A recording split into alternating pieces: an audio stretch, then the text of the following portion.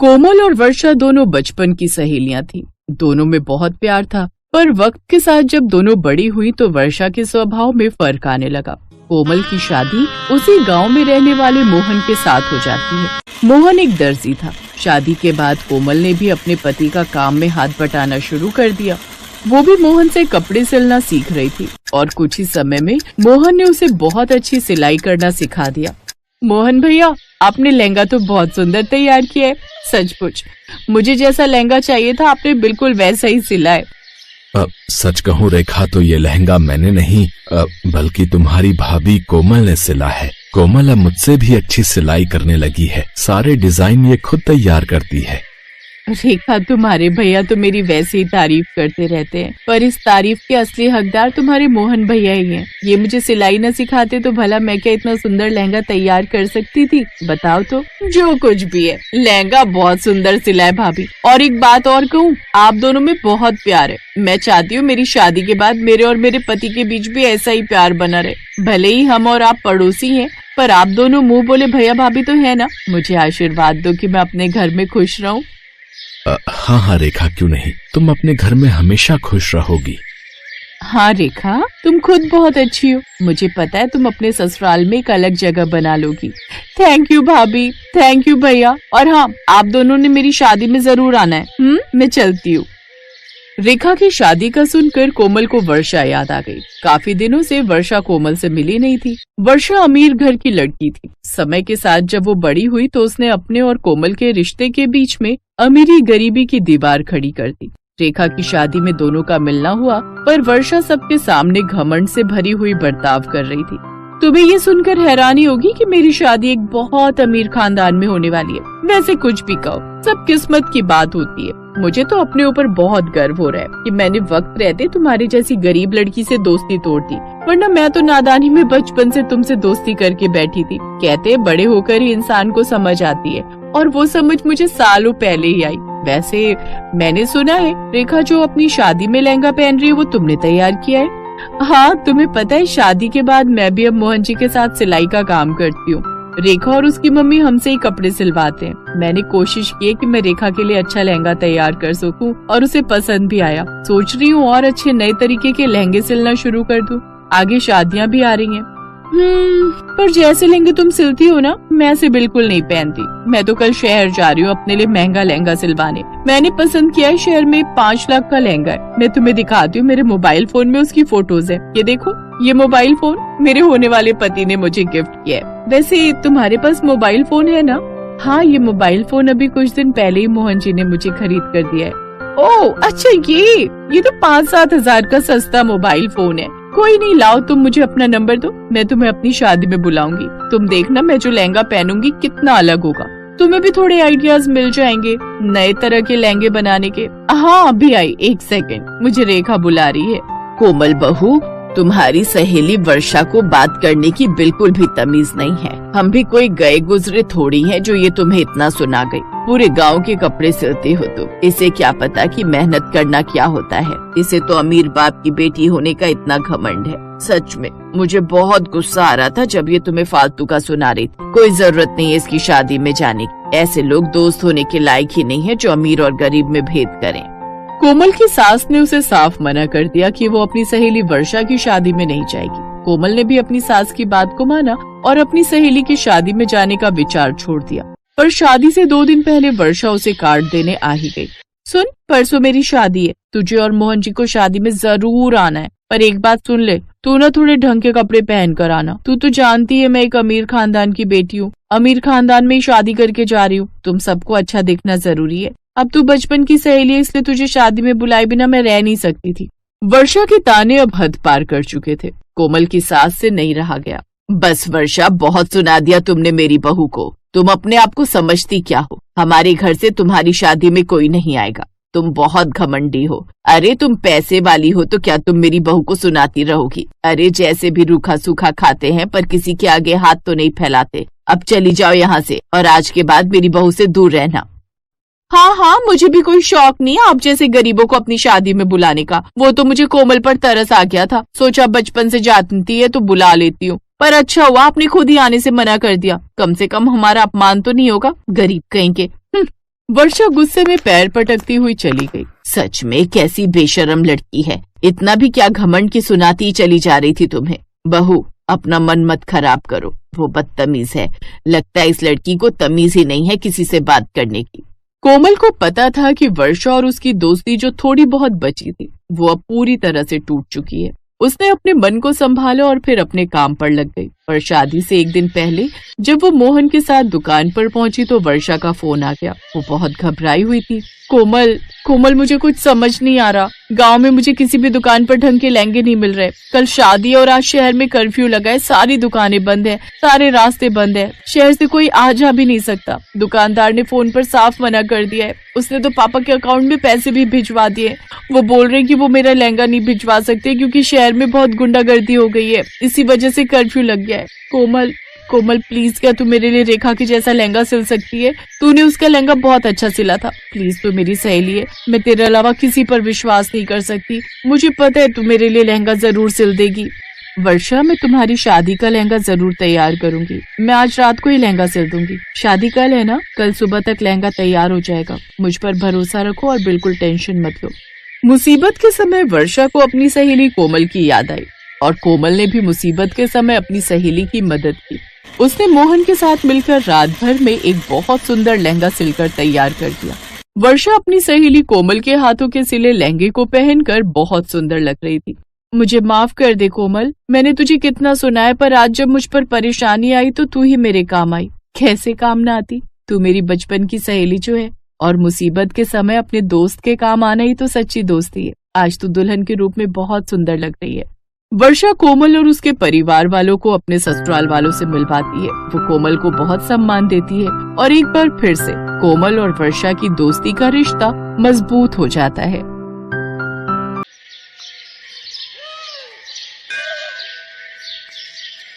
हे भगवान, हम सब पर अपनी कृपा बनाए रखना। पंडित जी, ये लीजिए प्रसाद। इसका भोग भोलेनाथ को लगा दीजिएगा, मैंने बड़े मन से बनाया है। जीती रह बिटिया, अब ऊपर वाला करे कि जल्द से जल्द तुझे कोई अच्छा जीवन साथी मिल जाए।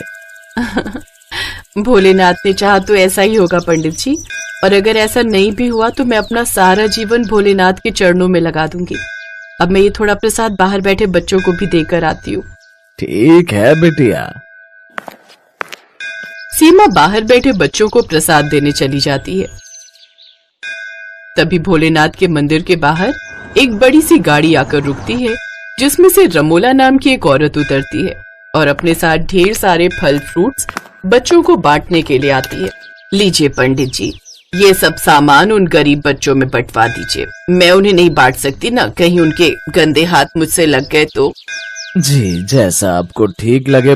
रमोला घमंड से पंडित जी को वो सब फल फ्रूट देती है, जिसके बाद वो वापस जाने लगती है तो उसकी नजर बाहर प्रसाद बांट रही सीमा पर जाती है। फिर वो पंडित जी से पूछती है, पंडित जी, ये लड़की कौन है? जब भी मेरा इस मंदिर में आना होता है मैं इसे यहीं देखती हूँ। ये इसका नाम सीमा है। बेचारी बचपन से अनाथ है, बचपन से यहाँ पली बड़ी है। भोलेनाथ की बहुत बड़ी भक्त है ये। ओह, तो ये बात है। पंडित जी की बात सुनकर रमोला वहाँ से चली जाती है। इधर सीमा भी सब बच्चों को प्रसाद देने के बाद अपनी बचपन की सहेली रिधिमा के घर चली जाती है। तू अब आ रही है? अब फुर्सत मिली तुझे आने की? क्या करूं, मंदिर गई थी तो पूजा पाठ में समय लग गया। अच्छा बता, कहाँ है तेरे कपड़े जिसको सिलना है? ला, मैं सिल देती हूँ। रिधिमा ढेर सारे कपड़े सीमा को देते हुए कहती है, ये ले। ऐसे ही समय बीतता है। एक रोज बस रिधिमा 2 मिनट और ये मेरी सहेली को लग गया काला टीका। अब तुझे किसी की नजर नहीं लगेगी। चल अब जल्दी कर, नीचे तेरा इंतजार कर रहे होंगे। सीमा रिधिमा को लेकर नीचे आती है जहां रमोला बैठी होती है। दरअसल रमोला अपने छोटे बेटे के लिए लड़की देखने आई हुई होती है। उसकी नजर जब सीमा पर पड़ती है तो रिधिमा के घर उसे देख वो हैरान रह जाती है। अरे, ये तो वही लड़की है जिसे मैंने उस दिन मंदिर में देखा था। ये यहाँ कैसे? जी, ये सीमा है, रिधिमा की सहेली। लगता है ये प्रभु का ही कोई इशारा है। अगर मैं इसकी शादी अपने बड़े बेटे सुधीर से करवा दूं तो वैसे भी उसकी बढ़ती उम्र और काले रंग की वजह से उसे कोई लड़की पसंद ही नहीं करती। रमोला अपने छोटे बेटे का रिश्ता रिधिमा से तय कर देती है, तो वहीं अपने बड़े बेटे के लिए सीमा को पसंद कर लेती है। जहां सीमा अपना और अपनी सहेली का एक ही घर में रिश्ता होने से बहुत खुश होती है, तो वहीं दूसरी तरफ रिधिमा। माँ, आप तो अच्छे से जानती है ना, उस सीमा को मैंने अपनी सहेली इसलिए बनाया था ताकि वो मेरे सारे काम कर सके, इसलिए नहीं कि वो मेरी जेठानी बन जाए। बेटा, वो तेरी सास का फैसला है, इसमें अब हम क्या कर सकते हैं, लेकिन इसमें तेरा भी फायदा है।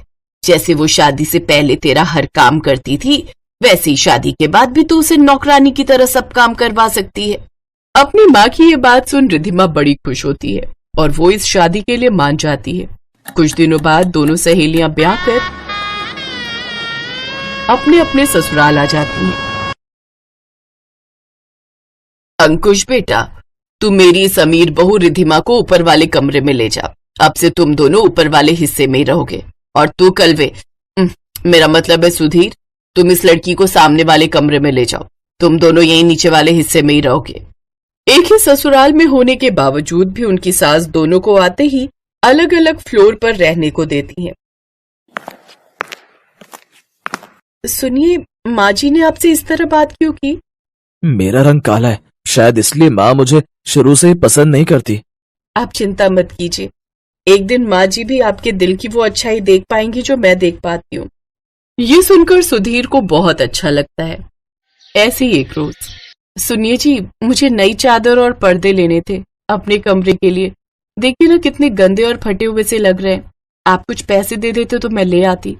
तुम तो जानती हो ना सीमा, मैं ज्यादा पढ़ा लिखा नहीं हूँ, इसलिए मैं सिर्फ अपने छोटे भाई के कपड़ों के शोरूम में साफ सफाई का काम करता हूँ, तो मेरी तनख्वाह इतनी नहीं है, और जो थोड़े बहुत पैसे मिलते हैं वो माँ मुझसे ले लेती है। अगर तुम्हें पैसे चाहिए तो माँ से जाकर कहो। सीमा अपनी सास से पैसे मांगने जाती है। पैसे क्या पेड़ पर उगते हैं? मेरे पास कोई पैसे नहीं है। तुम गरीबों की यही आदत तो बुरी है। तुम गरीबों को लगता है जो भी चाहिए सामने वाले से मांग लो। सीमा को अपनी सास की ये बात बहुत बुरी लगती है। ऐसे ही दिन बीते। कुछ दिन बाद सावन के सोमवार शुरू हो गए। सीमा हर सोमवार व्रत रखती और मंदिर में जाकर जल चढ़ाती। सारा दिन भूखी प्यासी सीमा घर के कामकाज करती तो रिधिमा सारा दिन फल फ्रूट या शेक पीती रहती। शाम होते ही रिधिमा को तेज भूख लगती है। उफ, सारा दिन भूखी रहकर तो मैं मर गई। माँ जी इसको बोली जल्दी से हमारे लिए कुछ खाने को बना देगी। रमोला सीमा को खाना बनाने के लिए कहती है। सीमा जल्दी से सबको खाना बनाकर खिलाती है। सीमा के पति की कमाई कुछ खास नहीं थी, इसलिए घर में उन दोनों की वैल्यू भी कुछ खास नहीं थी।